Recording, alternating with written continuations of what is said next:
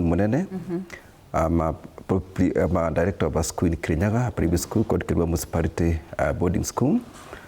And I'm the immediate former national vice chairman of Kenya Private Schools Association.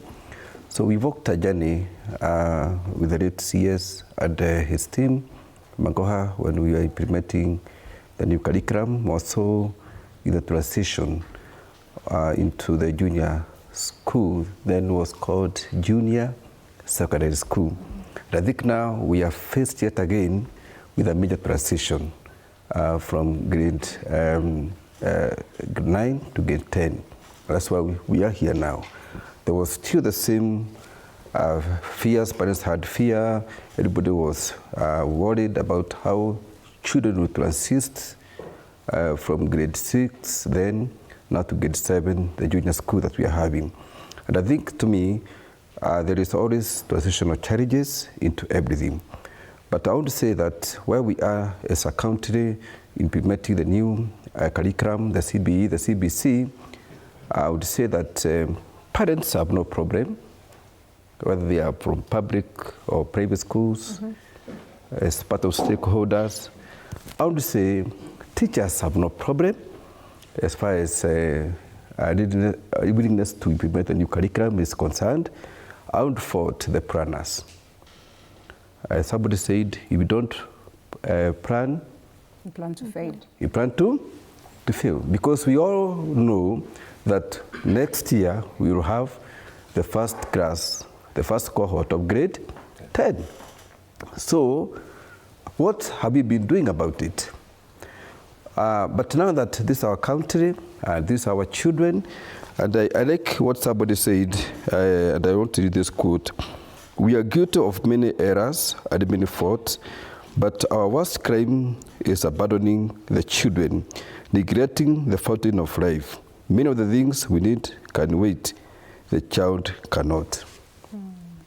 So that's why we are going to get it wrong. Maybe building a road somewhere can wait.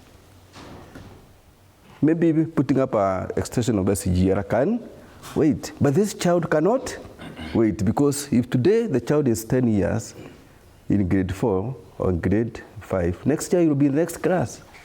So he cannot wait for money to be available to go to the next class. He is growing. And therefore, to me, I think even if we spend a whole night here, we'll be repeating ourselves, because there are three major maybe challenges according to me. And one of them, of course, is a teacher's training and capacity to implement the new curriculum. Remember, it is supposed to be learner-centered.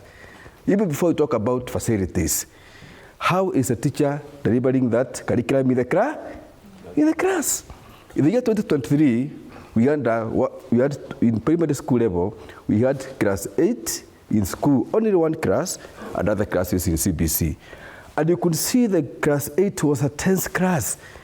Children were in class in anxiety because they have the pressure to pass the exams. Now, the CBC came to rescue the child so that they can be able to learn in a free environment, and their teaching methodologies were to change.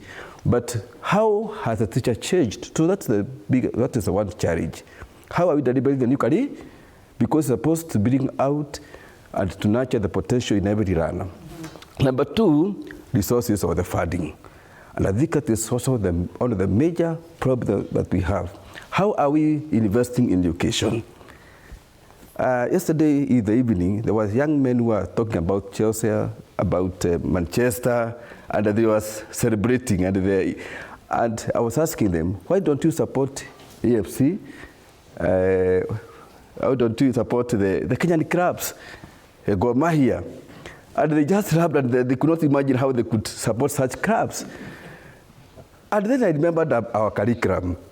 It was supposed to nurture the potential in every learner. Those players in Manchester United were nurtured when they were in preschool, in grade 1, very early in life, because they have got what we call sports academies. So do we have the sports academies in our primary schools? Are we imagining that we are going to nurture sports in senior school level and we abandon them at the preschool and primary school level. Those countries in Europe, in America, they have got those stadiums, sports academies, and all those facilities. And therefore, the mission of CBC, which is to nurture the potential in every learner, starts very early, because you can teach a child anything you want if you start early. Now, number 3 challenge is infrastructure. And infrastructure, I mean, now I think most of us talk about infrastructure, like the classrooms, the ICT infrastructure, and all those things like the sports academies and all that, the science laboratories and so forth. But even before we go to infrastructure, we are saying that funding the new curriculum is a matter of priority.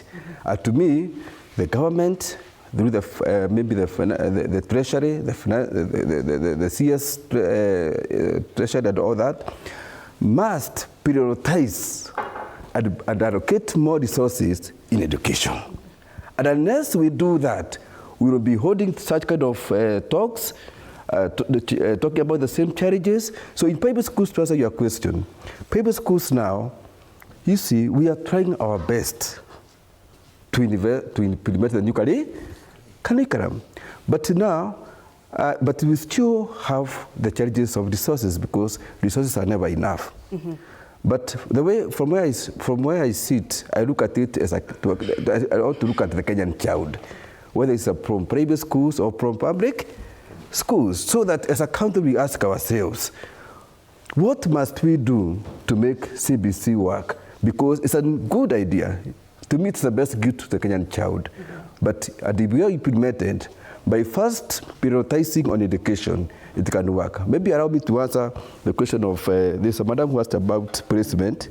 Yes, that is. It's called Irene, Senior, I know that requires some time. Yes, yes. Allow us to briefly shift gears, and then we come back to that, because I wanted to say there's no one who's answered her question. She must be wondering. So we quickly shift to Kisii, allow the people of Kisii say something. Perhaps it could be a question in relation to that. Then we come back to you. Alfayo Kombo, over to you.